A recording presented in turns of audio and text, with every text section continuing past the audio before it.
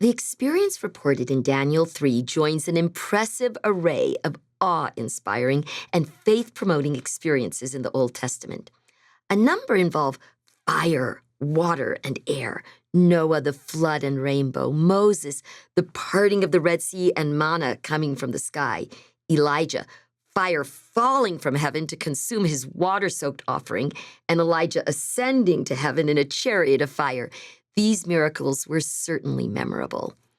I would suggest that Daniel chapter 3 offers scripture memory moments to rival any, delivering lasting impact and powerful latter-day lessons.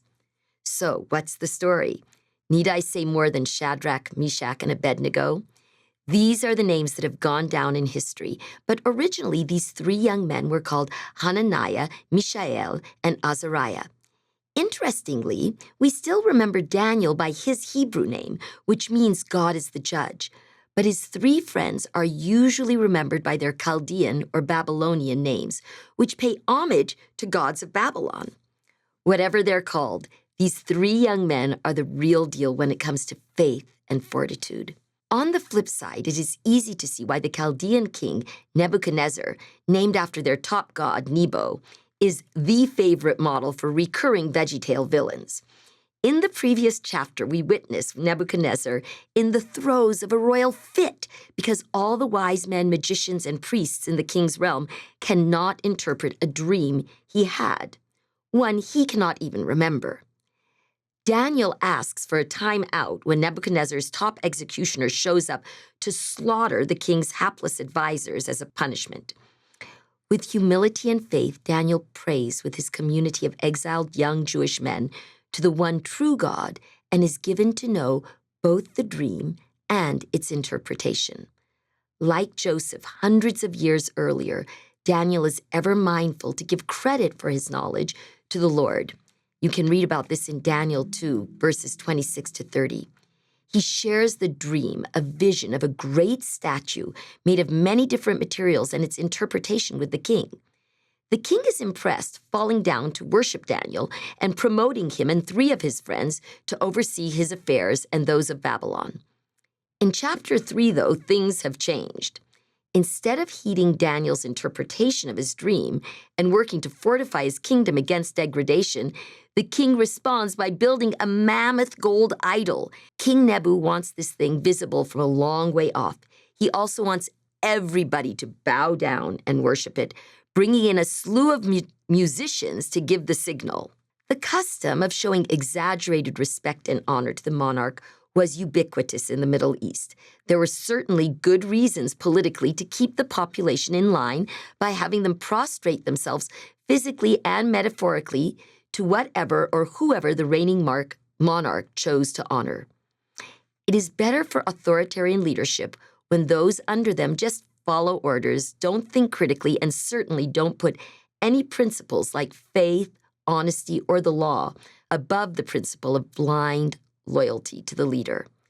This is a practice still violently enforced by modern-day totalitarian leaders.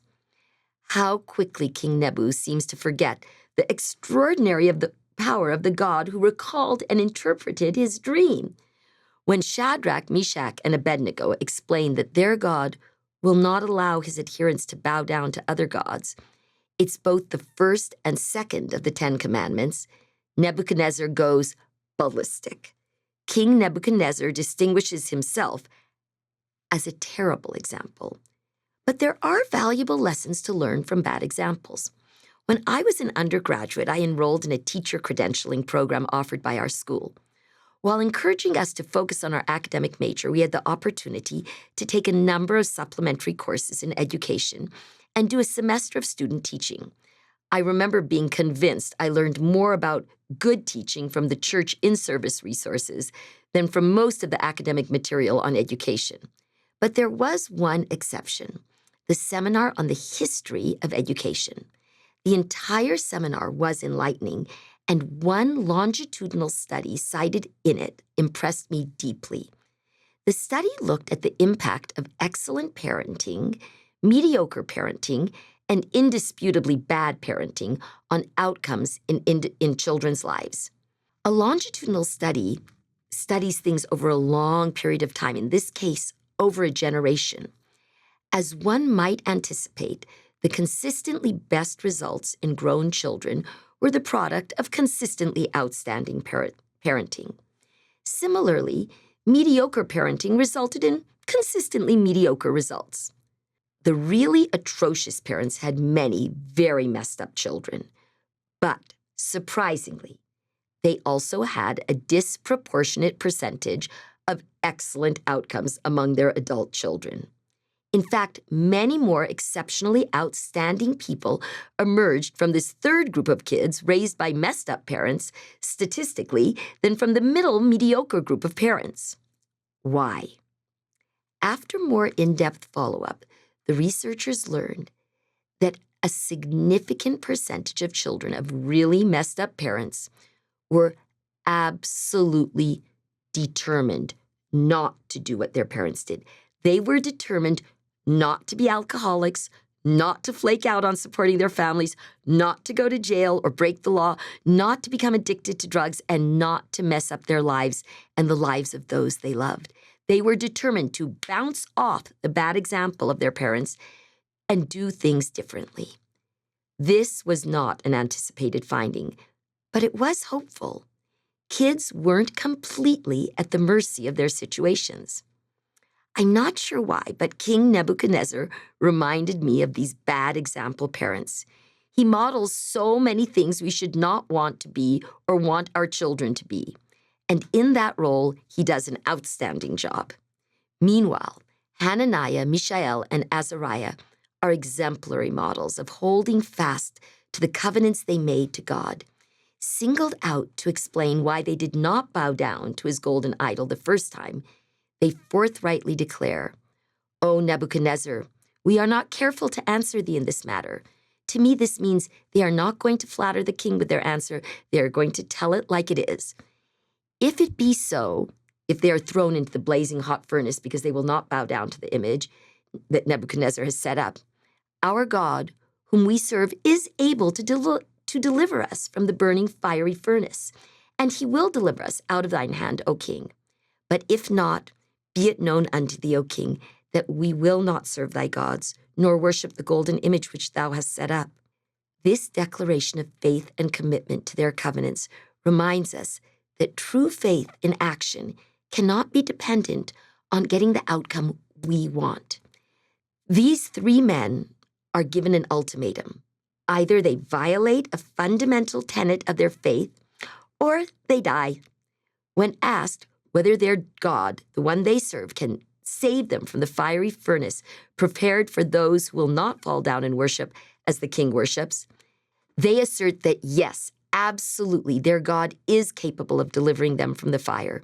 They continue, whether he chooses to do so is not something they can know, but what they do know is that either way, they shall be faithful to their covenants and obey God, not man. This is how we are asked to believe and to manifest our faith. Our faith cannot be contingent on prizes, not on health, wealth, good circumstances, or good outcomes, or the outcomes we want from our earthly perspective. Easy to say that when the going is pretty good, one might assert. But my experience leads me to insist even more valuable and helpful when things are not going our way. The denouement of this harrowing drama can't be missed. Azariah, which means Yahweh helps, Hananiah, which means Yahweh is gracious, and Mishael, who is what God is, do not bow down. The furnace is heated up to far hotter than before, and the three Hebrew men are bound and thrown into the fire. Indeed, the strong men who do the throwing burn up themselves because the heat of the fire is so tremendous. Then Nebuchadnezzar the king was astonished, and rose up in his haste, and spake and said to his counselors, "Did we not cast 3 men bound in the midst of the fire?" They answered, "True, O king." He answered and said, "Lo, I see 4 men loose and walking in the midst of the fire, and they have no hurt, and the form of the 4th is like the Son of Man." The 3 emerge unscathed, and all present note the fire had no power, nor was a bit of their head singed, nor their coats changed, nor the smell of fire passed over them. What a brilliant metaphorical demonstration of my experience that our deep and fervent commitments to keep our covenants and promises to the Lord will be met with unimaginable forms of protection and comfort in the Lord's due time. The only things burned in our individual fiery furnaces will be the cords that bind us. It is my prayer we will each find a way to trust God in the crucibles of our life and find the peace that He will offer us in return.